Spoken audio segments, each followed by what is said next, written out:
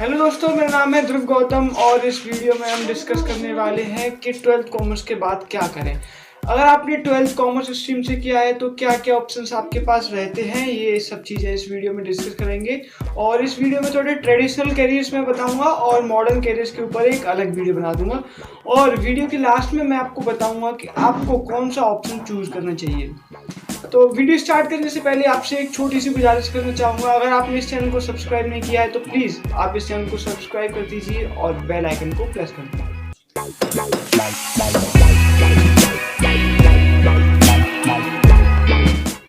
पहला ऑप्शन आपके पास यहाँ बीकॉम यानी बैचलर ऑफ कॉमर्स का, जो कि 3 साल की डिग्री है, काफ़ी पॉपुलर डिग्री है इंडिया में। और ये दो तरह की होती है, बीकॉम जनरल और बीकॉम ऑनर्स। इन दोनों में बेसिक डिफरेंस ये होता है कि बीकॉम जनरल में आपको 3 साल को जनरल सब्जेक्ट्स पढ़नी पड़ती हैं, जैसे कि accountancy, human resource, statics, finance, marketing, law, computer etcetera. जबकि बीकॉम ऑनर्स में आपको एक किसी फील्ड में सेकेंड ईयर या थर्ड ईयर से आपको स्पेशलाइजेशन दे दी जाती है, जैसे foreign trade, e commerce, advertising and sales management, tax procedure etcetera. अब आपके मन में ये सवाल आ रहा होगा कि आपको बीकॉम जनरल करना चाहिए या फिर बीकॉम ऑनर्स करना चाहिए। तो अगर आप किसी चीज़ की साथ साथ तैयारी कर रहे हो, जैसे सीए या सीएस की, तो आप बीकॉम जनरल कीजिए, अदरवाइज आप बीकॉम ऑनर्स कीजिए, क्योंकि बीकॉम ऑनर्स करने के बाद आपको एक अच्छी जॉब मिलने के चांसेस मिल जाते हैं, क्योंकि आपने किसी एक पर्टिकुलर फील्ड में थोड़ा डीप। दूसरा ऑप्शन आपके पास यहाँ रहता है दोस्तों बीबीए का, यानी bachelor of business and administration का, जिसे बीएमएस यानी बैचलर ऑफ मैनेजमेंट स्टडीज भी बोलते हैं। ये भी 3 साल का कोर्स है और बीकॉम की तरह ये भी 2 तरीके से होता है, बीबीए जनरल और बीबीए ऑनर्स। अगर आप इंडिया के टॉप कॉलेजेस में बीबीए में एडमिशन लेना चाहते हो तो आपको एक एंट्रेंस एग्जाम देना होता है यूगेट का, और या फिर आप अगर दिल्ली यूनिवर्सिटी में एडमिशन लेना चाहते हो तो आपको डीयूजेट का एग्ज़ाम देना होता है। और यहाँ डीयूजेट के एग्ज़ाम से दोस्तों BA in business and economics में भी आपको एडमिशन मिलता है दिल्ली यूनिवर्सिटी में, जो कि काफ़ी अच्छा ऑप्शन है। और डीयूजेट के लिए आपके पास 12th में मैथ्स और इंग्लिश होना कंपलसरी है। तीसरा ऑप्शन यहाँ पे आपके पास रहता है बीएफ यानी bachelor of accounting and finance का, और ये भी 3 साल की डिग्री है। आप इसमें taxation, auditing, financial accounting, cost accounting जैसे सब्जेक्ट्स पढ़ते हो। ऐसी कुछ और मिलती जुलती डिग्रीज भी है जो कि आप कर सकते हो, जैसे कि बैचलर ऑफ फाइनेंस मार्केटिंग या फिर बीबीआई यानी कि bachelor of banking and insurance. तो ये दोनों भी 3-3 साल की डिग्री हैं, आप चाहो। चौथा ऑप्शन यहाँ आपके पास है सीए यानी चार्टर्ड अकाउंटेंसी का। सीए करने के लिए आपको दोस्तों ICAI यानी कि institute of chartered accountants of India के साथ रजिस्टर करना होता है। और सीए के कोर्स में 4 लेवल होती हैं, CA foundation, CA intermediate, 3 year articleship and CA final. तो जब आप इन चारों लेवल्स को कंप्लीट कर लेते हो आप एक सीए बन जाते हो, यानी चार्टर्ड अकाउंटेंट बन जाते हो। तो 5वां ऑप्शन आपके पास रहता है CS यानी कंपनी सेक्रेटरी का।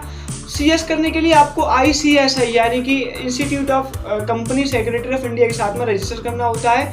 CS का कोर्स 3 लेवल में रहता है आपका, foundation programme, executive programme and professional programme, और ये पूरा कोर्स आपका 3 साल का रहता है। इसके अलावा आप दोस्तों कर सकते हैं BBA LLB, जो कि 5 साल का कोर्स रहता है आपका, और इसके बाद आप कॉर्पोरेट सेक्टर में लॉयर बन सकते हो। आप दोस्तों BCA यानी बैचलर ऑफ कंप्यूटर एप्लीकेशन भी कर सकते हो अगर आपका इंटरेस्ट कंप्यूटर्स में है तो। और आप BA कर सकते हो, BA LLB कर सकते हो, या फिर होटल मैनेजमेंट का कोई कोर्स कर सकते हो। तो दोस्तों ये तो थे कुछ ऑप्शंस 12th कॉमर्स के बाद में। और अब महत्वपूर्ण सवाल ये है कि इन सारे ऑप्शंस में से आपको कौन सा ऑप्शन चूज करना चाहिए। तो देखिए, इनमें से कोई भी ऑप्शन चूज करते टाइम आपको ध्यान रखना होगा अपने इंटरेस्ट का, और साथ ही साथ आपको अपना ध्यान रखना होगा अपने एप्टीट्यूड का।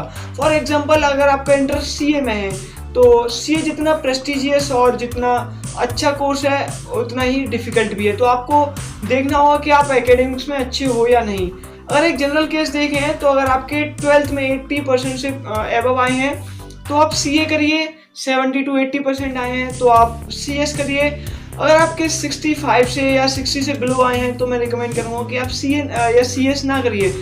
काफ़ी सारे और भी सारे ऑप्शंस रहते हैं आपके पास, जिनमें आपको ज़रूरी नहीं कि एकेडमिक्स में अच्छा रहना होता है और या फिर आपको पढ़ाई करने की ज़रूरत है। काफ़ी सारे ऐसे भी ऑप्शंस रहते हैं दोस्तों कि जिनमें आप बिना किसी एकेडमिक के, बिना कोई थ्योरी पढ़े या बुक्स पढ़े आप काफ़ी सारा इनकम जनरेट कर सकते हो। उसके ऊपर मैं एक और वीडियो बनाऊंगा क्या क्या ऑप्शंस आपके पास रहते हैं।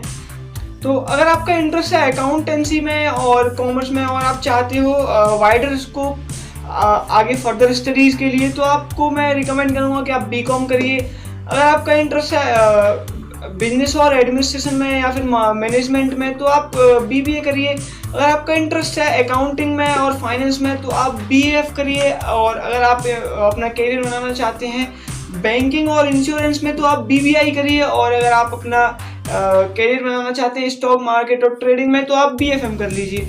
तो ये आपके इंटरेस्ट के ऊपर डिपेंड करता है। और एक दोस्तों आपको हकीकत बताऊं, 90% से ज़्यादा कॉमर्स ग्रेजुएट्स को अच्छी जॉब नहीं मिल पाती। और इसके पीछे सीधा सा कारण यही है कि उनके पास वो स्किल्स नहीं होती जिनकी मार्केट में ज़्यादा डिमांड है।